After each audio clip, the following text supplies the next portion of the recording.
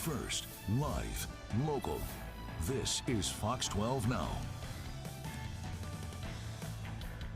Well, everyone, welcome back to Fox 12 Now. We are live streaming here out of the Fox 12 Oregon newsroom. We're here every weekday. We start at 1 o'clock and we go throughout the afternoon. We cover a wide range of topics, but this is a topic that people all over the world are talking about. We're going to focus on the Pacific Northwest, but it really is a global issue, and that is the rising gas prices and fuel prices that everyone is seeing, largely as a result of the war going on in Iran.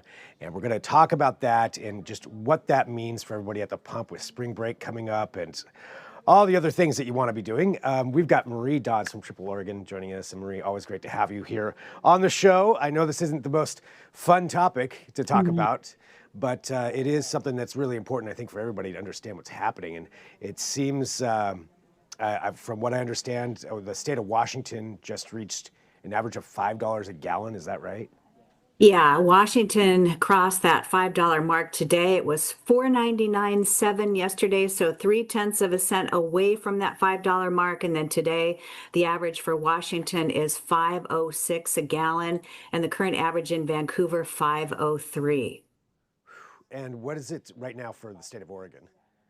Yeah, the state of Oregon, the current average is 4.61 a gallon, and we are up about 69 cents a gallon since the conflict began. So prices have been jumping here and across the country. And, you know, we've been hit with some huge increases, but if it makes you feel any better, Oregon and Washington are in the middle of the pack when you look at all 50 states as far as having some of the larger increases. So it could be worse. Where are some of the biggest increases right now, just out of curiosity? Yeah, you know, it varies from day to day and from week to week, but this week we have the biggest jump in the country in Kentucky, and the smallest in West Virginia. Kentucky, the week over week jump is about 40 cents, and in West Virginia, only 6 cents. What causes those differences in, places around the country as far as the increase in gas prices? You know, pricing is based on a whole bunch of different factors. You know, crude oil is the basic ingredient that goes into that gallon of gas or diesel. So certainly global crude oil prices play a huge role. But beyond that, you have to look at geographics. For example, are there a lot of refineries in that area? How easy is it to distribute fuel in the area? And so here on the West Coast, we are located far away from places in the country where there's a significant amount of production and drilling and refining. You know, in Oregon, we don't have any refineries. Washington State has a few, and California has some. But, you know, when you look at our refining capacity, it's much less than some other parts of the country. But all kinds of things go into the pricing of a gallon of gas. You also have to look at the individual business plans of each gas station and how they price the product, let alone how does that product get there and how easy is it for that product to get there. You know, will it come by pipeline, by barge, by train, by truck? So all of those things go into pricing that gallon of gas. Wow. With what's happening right now with the Strait of Hormuz and not very many tankers, if any, crossing through that and getting that crude oil out into the world, the longer this goes on, how much is this going to affect our gas prices? You know, at this point, we don't really see an end to the conflict. And so, as long as we do have this active conflict, we can expect crude oil prices to be volatile and likely rise. And that means gasoline and diesel prices will continue to rise. Just to put it in a little bit of a perspective, on February 27th, the day before the conflict broke out, crude oil prices were about $67 per barrel. Today, crude is trading around $100 per barrel. And in general, very, very roughly, for every $1 increase in the price of crude, it results in an increase at the pumps of roughly 2.4 to 2.5 cents. So right around there. So when you do the math, you can kind of figure out how that's going to impact gas prices.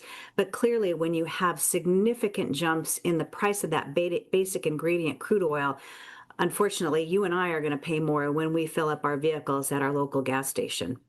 With spring break coming up, have you seen any kind of indication that people may refrain from some of those long road trips, or has that started to affect any kind of the travel economy, I guess? Yeah, we've got two different camps when it comes to spring break travel. For the most part, people who are going somewhere, maybe Hawaii, Mexico, East Coast, if it's somewhere that's fairly far away, chances are they've booked that trip weeks, if not months in advance. And, anybody who's tried to book spring break at the last minute knows that you're not necessarily going to get the lodging or the flights you want. So a lot of people book in advance. And we find that those people are going on their trips, that chances are they've already paid for a portion of their trips, if not all of the expenses or most of the expenses, so they're going. Folks who are on the fence may be thinking, yeah, I might take a long weekend or I might try to take a couple of days off.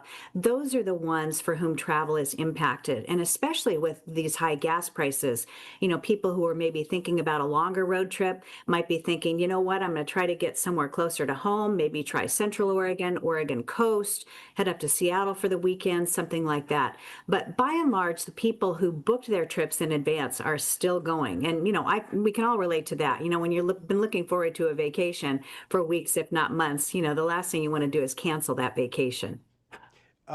Looking at it long term, when we're talking about travel, and I understand it's hard to project out too far, but are we starting to see people booking less things further out, say for the summer, that they would normally be doing right now, just because of the fear of gas prices or even jet fuel prices?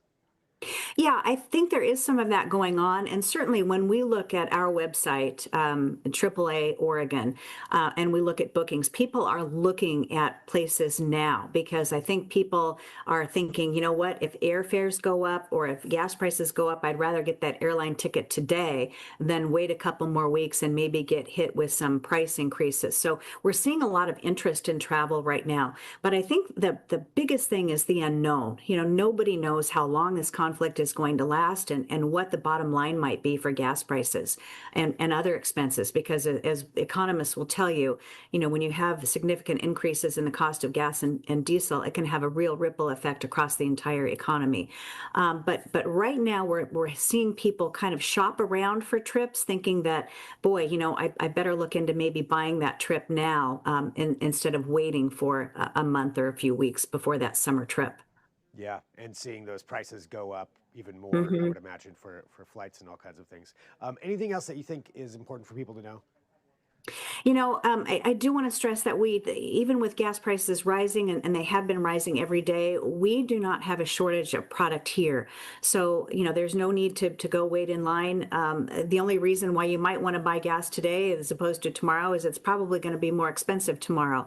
But, I just want to emphasize we do not have a shortage of product here in Oregon, Washington, California, or anywhere in the U.S. right now. But certainly, I think we're on a path right now where it's more likely that prices will continue to rise in the short term than start to come down. All right. Well, Marie, thank you very much for joining us just to talk about this and go through it. I mean, we all need to know what's happening, but I think the biggest thing you said there is the unknown. Yeah. We just don't know how long this is going Yeah. to go, so we just have to check in consistently. Yeah. Um, Thank you, Greg. all right. Thanks, Marie. Have a good day. You too. And for everybody watching, this is Fox 12 Now. We're going to take a quick break. We'll be back here. We're going to have Nick Krupke joining us shortly. So we will talk to you in just a few with more. Stick right with us. This is Fox 12 Now.